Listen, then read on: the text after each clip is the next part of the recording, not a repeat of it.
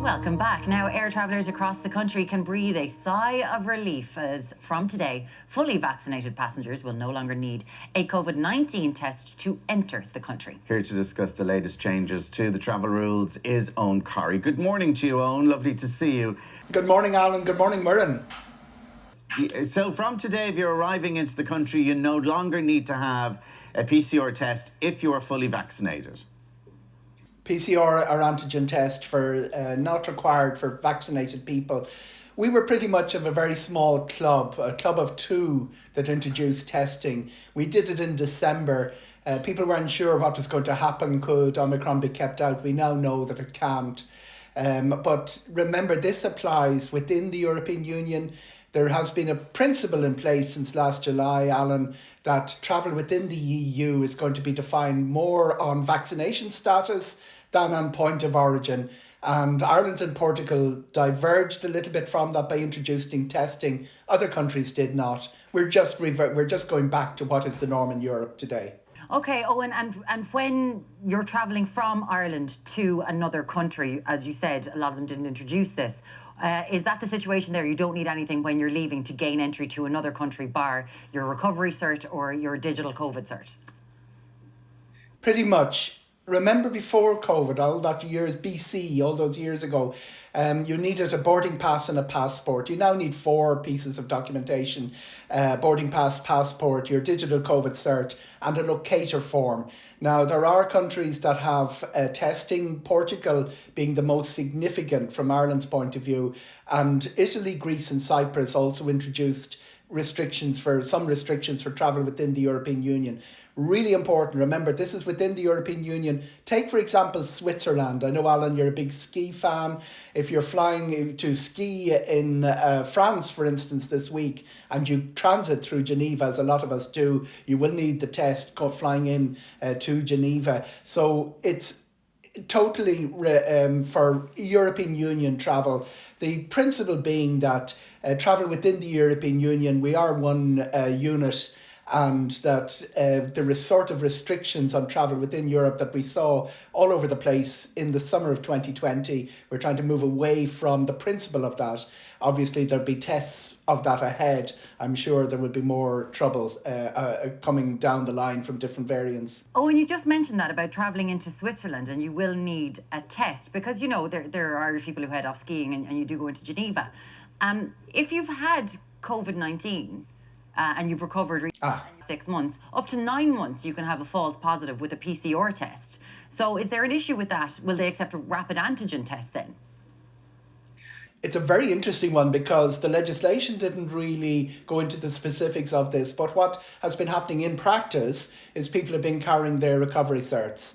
Now, all of this should be solved by that QR code on our phone, which gives the digital COVID certificate. That should have all our information. It should have our recovery information. And this is a key point for Ireland. It has not been taking the booster shot.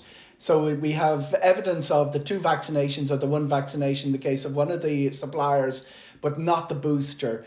There was a lot of concern about that because some countries, France from January the 17th, is requiring it for a entrance to events. Things like ski lifts, things like Disneyland in Paris.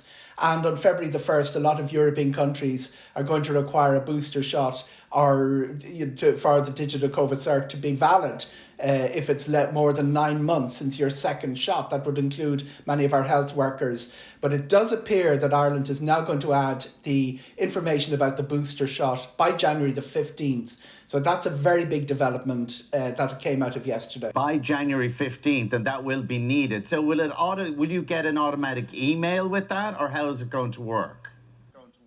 The joy of this, Alan, is that the QR code does not need to be updated. The information is going to be updated, not the code. So we will carry the same digital EU digital COVID cert, and it'll be read by the apps. Okay, so it's the same one, it just will, because I didn't even get a card or anything after I got my booster, but it will be, so how will you know it's updated?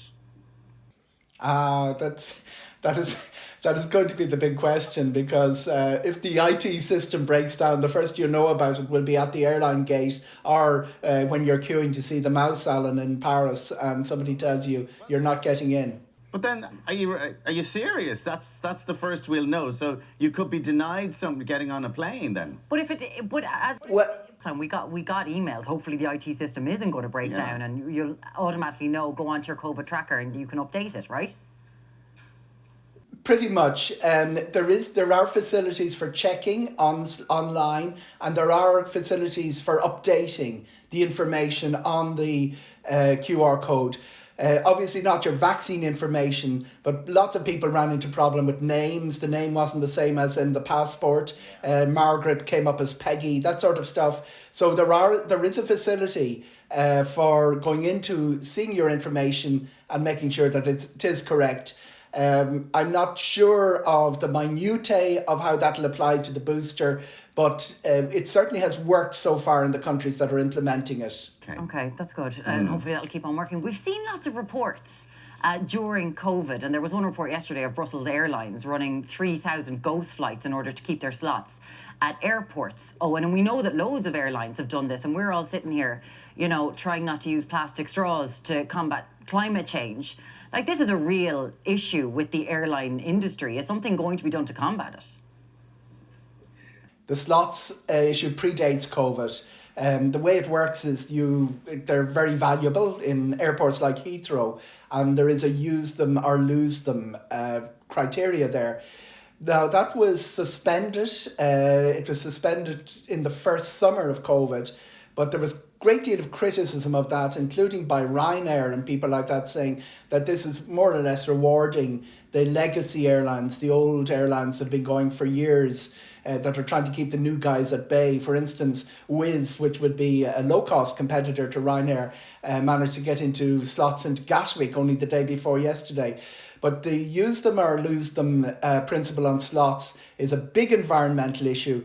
There's a separate big environmental issue, Murren, in air traffic control. We really need one air traffic control to control all of Europe's airspace. Because the notion of 27 different air traffic controls is very, very bad for the environment. It's a massive obstacle because different governments are very precious about running their own affairs. And the airports are very precious about running their own affairs on slots. Eoghan, very quickly, look, staff numbers are down right across the country. Do you see that flights, because pilots may be out, cabin crew may be out, will we get to the airport and our flight is cancelled? Can you see that coming down the line? Big issue over the last few days. Thousands of flights. West Coast America very badly hit last week. It wasn't really significant in terms of the number of flights because an ice storm in Chicago O'Hare would knock out more flights. But it's certainly something the aviation industry is really concerned about. We see even buses and trains not running over that.